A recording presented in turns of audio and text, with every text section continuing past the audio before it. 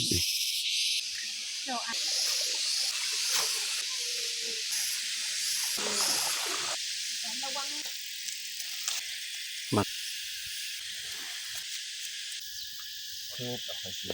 เนื้อหมูปลาปอยนี่เอามาเล่น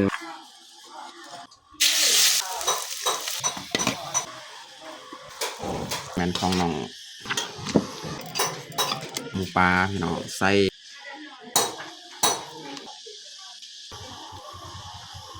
อย่าลืมกดไลค์กดแชร์และกดติดตามเด้อพี่น้อง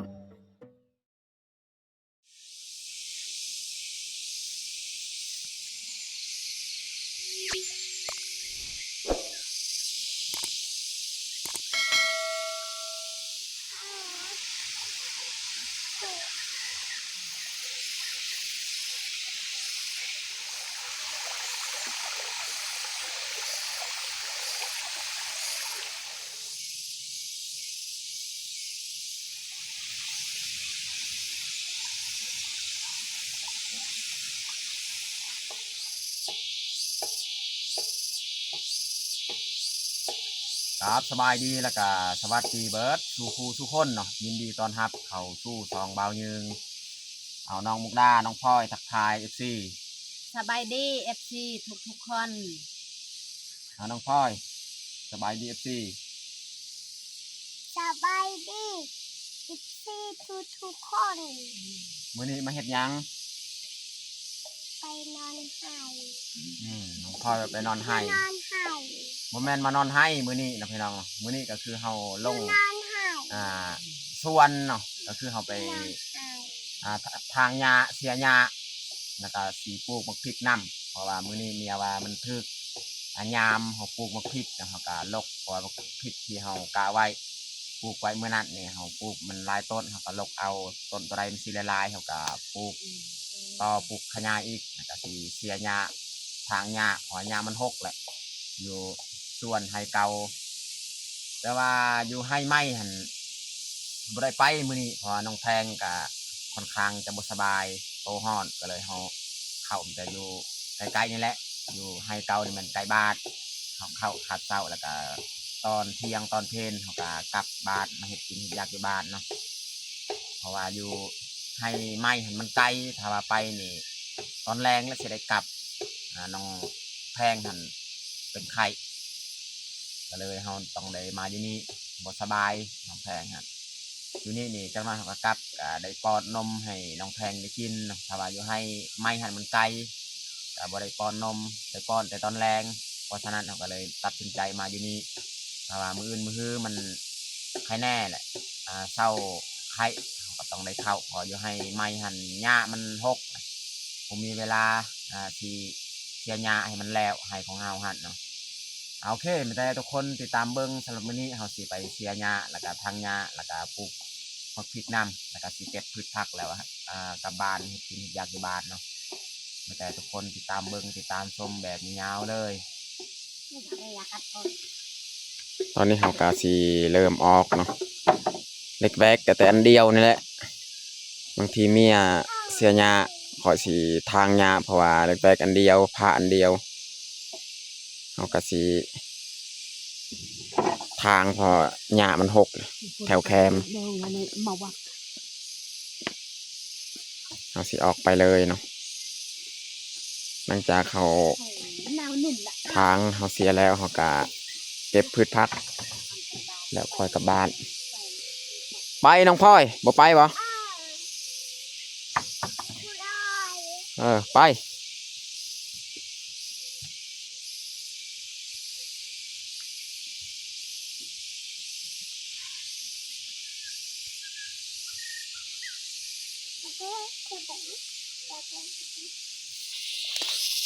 เจอเห็ดอีกแล้วพี่น้องนี่นี่เห็ดแสบๆพี่น้องนี่แต่ว่าคอยบูฮูภาษาลาวคนอื่นเห็ดยังหน่อย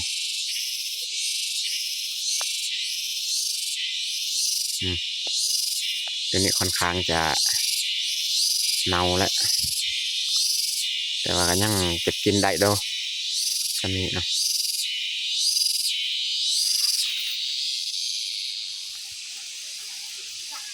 นี่เมียเริ่มเสียหญ้าแล้วแถวนี้นะส่วนคอยนี่มันนี่พี่น้องเบิ่งทางหญ้านี่หญ้าแคมนี่มันหกอันนี้หญ้าตัวนี้แหละสิทางออกอันนี้เมียเสียหญ้าแถวส่วนทวดิน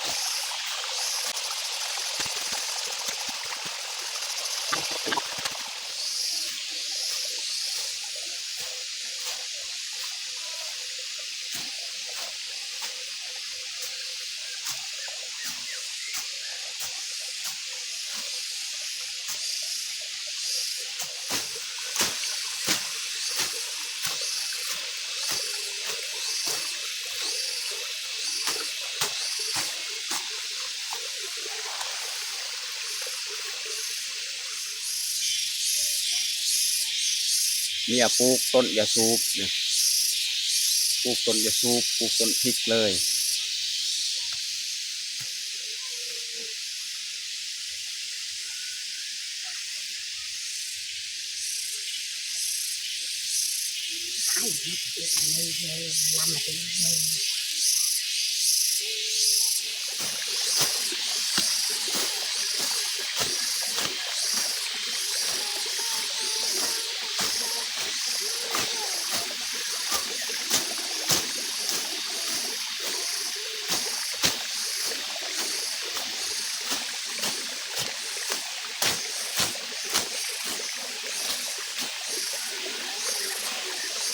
ทางแล้วกระปกคืนอีก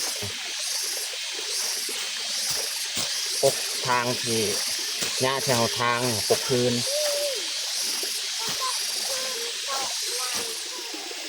ตอนนี้เขาทางกะไว้สมิละทางหญ้าฮอดเทิงละโอ้ตะลุมทางตามมากินน้ำวันนี้เขาสีเก็บพืชผักส่วนเมียเนี่ยพูดเก็บใบยะสูบเรื่อง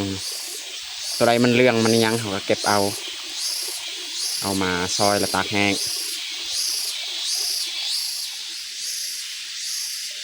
เก็บมักแตงให้น้องพลอยกินก่อนพอน้องพลอยว่าจะกินมักแตง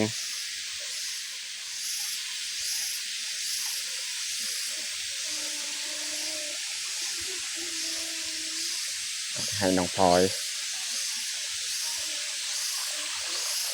เอานี่น้องพลอย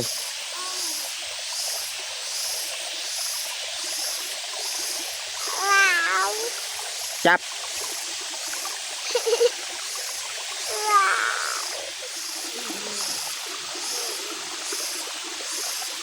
น้องพลอยกินมักแตง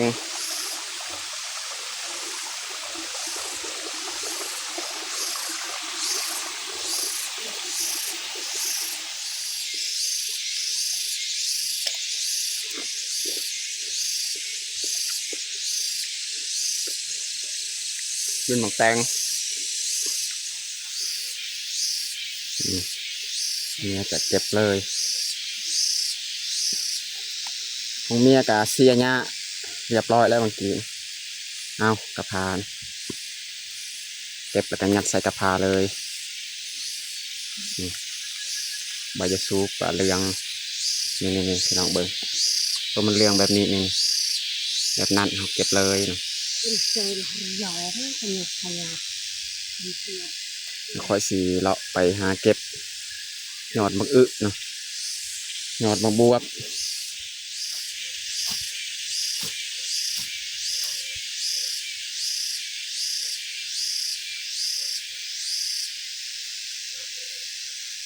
ทางย้าอยู่เพิ่งหันกะยังไม่แล้วบันไดพี่น้อง ตักมันแดดไปที่ฮอตเทียงแล้ว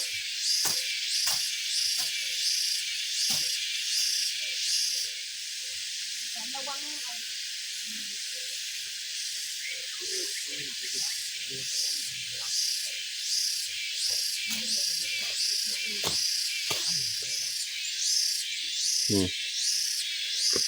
ยอดมากน้ำเต้าเราจะเก็บเลยเนาะยอดแบบใหญ่ๆงามๆแบบนี้เพื่อให้มันแตกเนี่ยมันแตกนอแตกงาบนนี้แหละเราจะเด็ดเอาเลย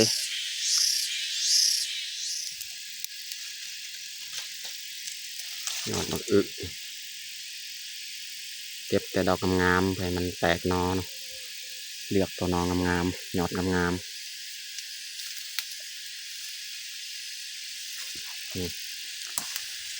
ก็แบบนี้แหละเอา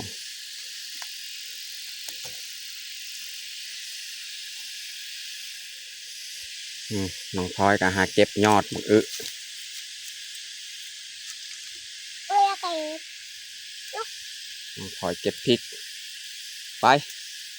ไปนกเลยติดดำ พริกกำลังเขียว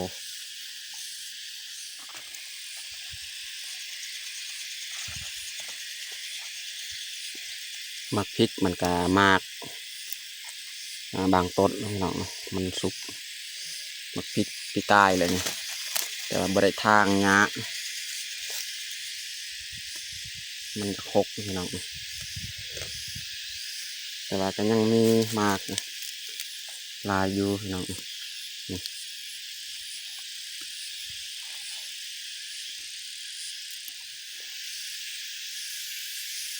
ถ้ามีโอกาสจะสีพาเมียทางงาเสียงาอีกเลยเป็นมักพริกเองถ้าว่าเขาทางมันแปนมันก็พอมากได้เก็บกินหรอกพี่น้อง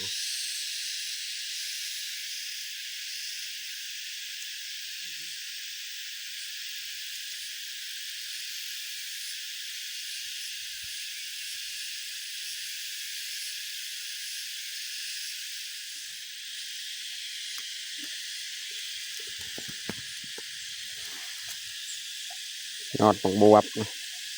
เก็บเอา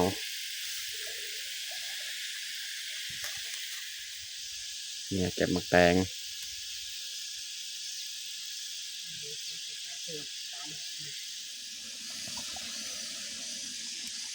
เก็บมะเขือยาวพี่น้องนี่ตอนนี้ก็เรียบร้อยเขาเก็บคึกคักอันนี้ก็คือยาสูบในกระสอบใบยาสูบ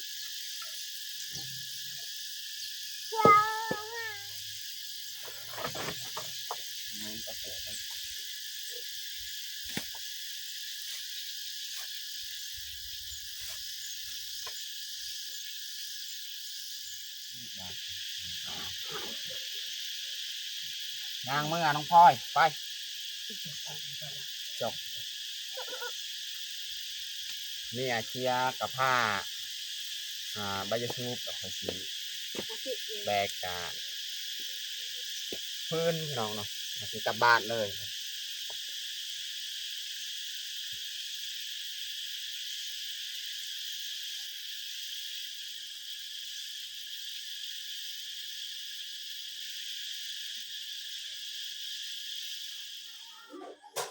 ตอนนี้เขาก็มาฮอดบ้านเนาะอันนี้ก็เรียบร้อยมีเอาไปล่างทุกทักเขาเก็บเนาะแล้วก็เขามีซีนมีปลาอย่างนี้แล้วก็เขาซีพัดเอาพี่น้องพวกเอาซีซอยซีนี่แล้วก็ผัดกับทุกทักเขาเก็บนี่แหละนี่พี่น้องเบิ่งเนื้อหมูปลามันจะบ่ค่อยมีน้ำมันนะ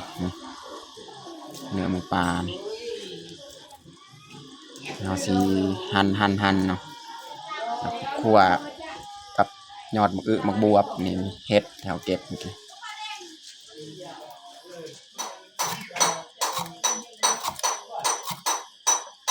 ซอยหัวสีไข่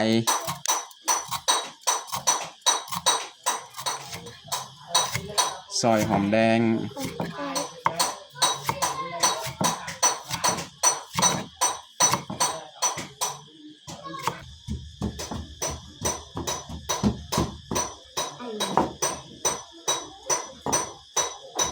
อย่างนี้จะตำกระเทียมปรุงที่เราจะผัด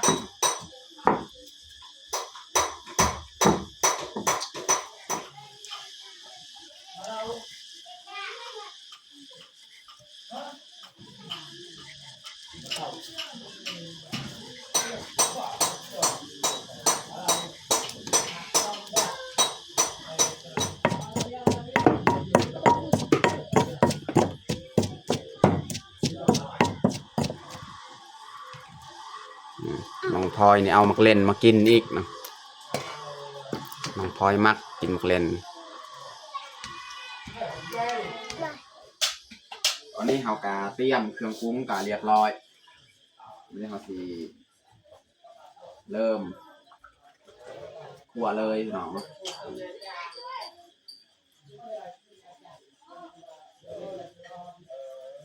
ใส่น้ำมัน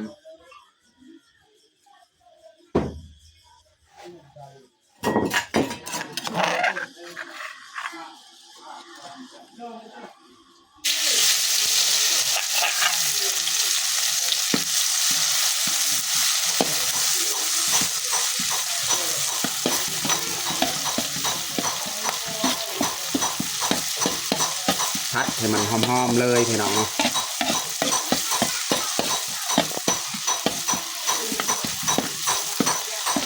อันนี้ก็น่าจะพอแล้วใบผักชีไซส์ซีนหมูของเฮานะพี่น้องเนาะ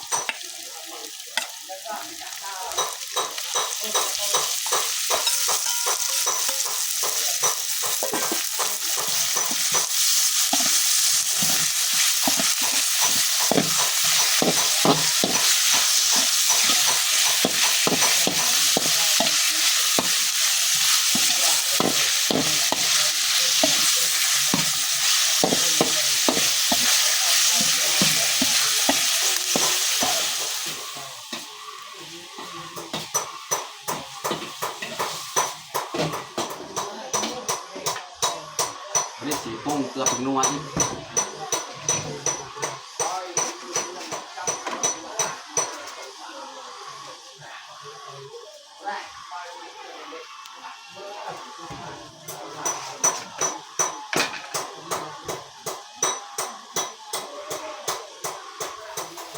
ใส่น้ำปลาแล้วก็ใส่หอมแดงอีกบางทีก็ไม่ได้เอาลงตอนนี้ก็ได้กัน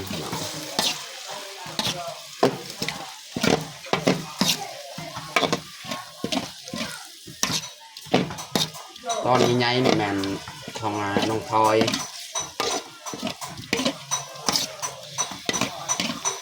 มักกินก็เป็นตอนแบบนี้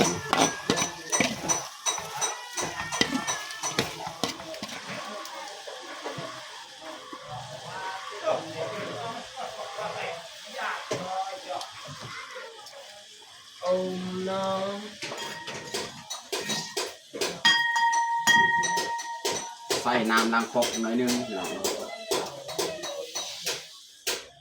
พื่อให้ซีนของเราเหมือนสุกเนาะ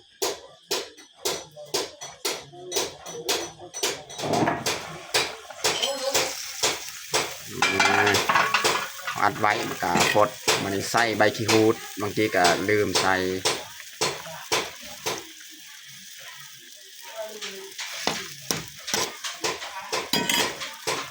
ไม่ได้เราใส่ผักอีกเนาะใส่ผักใส่เห็ด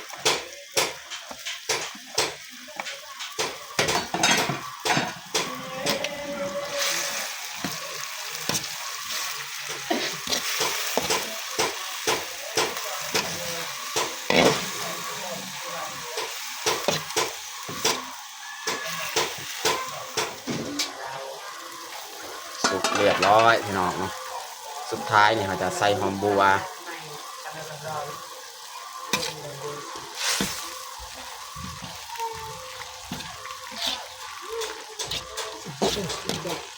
sekolah menuju camak dan tu.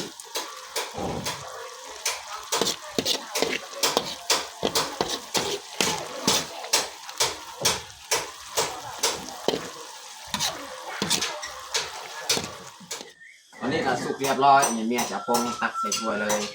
ไปสิผักมาแปงเนี่ย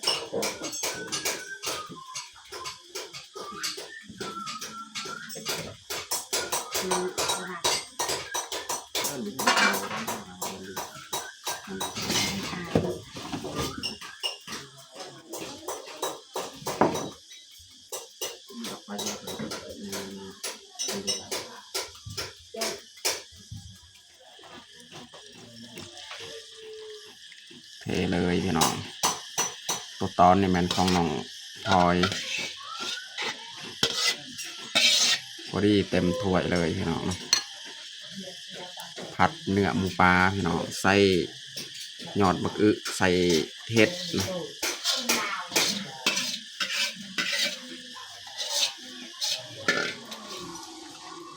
เรียบร้อยเอาฝักมะแตงเมียจะตำพริกกระเทียม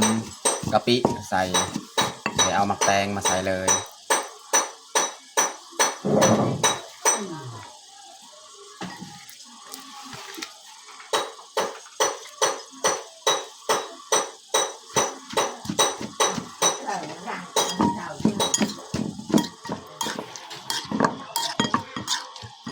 ตำกะประมาณนี้แหละใส่มะเขือ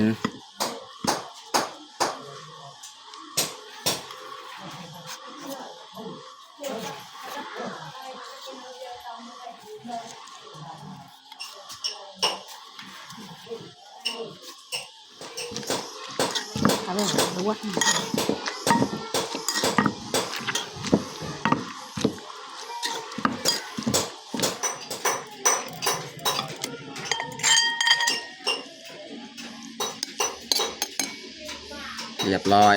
ตำบักแตงของเฮาตอนนี้ก็เรียบร้อยเขาแตงเผาเฮา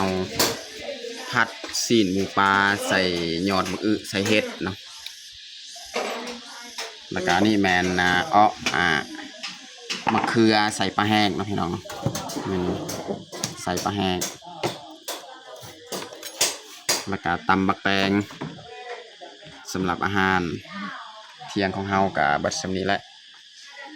ตอนนี้ก็เรียบร้อยแตงเผาเฮาแต่เราจะลงมือกินข้าวเที่ยงเลยมาทุกคนมากินข้าวเที่ยงน้ำกันเอามาทุกคนมากินข้าวเที่ยงน้ำกัน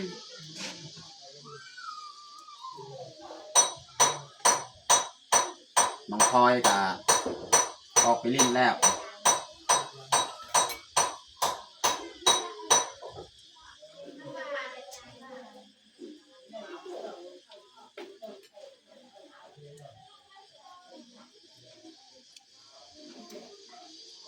ว่ามาคนบ้านเราบ้านเรามาคน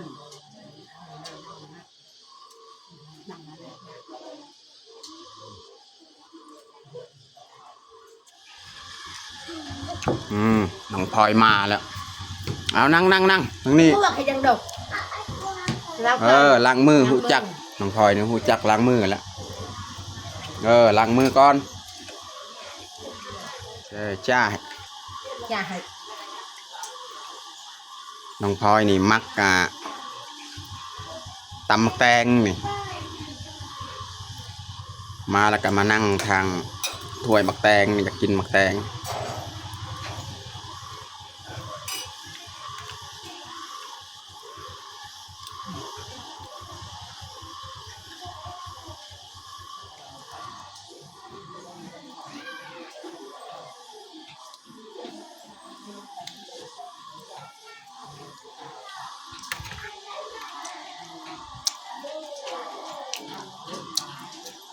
มะเขือนี่เอามะเขือใส่ปลาแห้ง